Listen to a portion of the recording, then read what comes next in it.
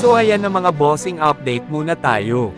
Pero bago ang lahat, kung bago ka pa lang sa aking page mga kabossing, baka naman paki-follow na lang po ng page ko na Team Albaysa at subscribe naman po sa YouTube channel ko na Sir Awan Vlog. So ito na mga kabossing, naghahanda na ang Team Albaysa para sa paparating na laban sa Lupon, Davao Oriental. At isang malaking shoutout dyan kay Boss Renemer Jensen, o mas kilala sa tawag na Remrem. Siya lang naman ang nag-set up ng mga makina ng Team Albaysa. Puspusan ngayon ng Team Albaysa para mapalakas ang lahat ng unit at para mabigyan ng magandang laban ang lahat ng makakalaban ng Team Albaysa.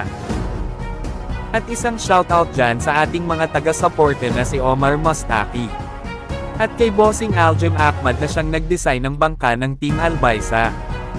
Comment lang kayo mga kabossing sa gusto dyan magpa-shoutout.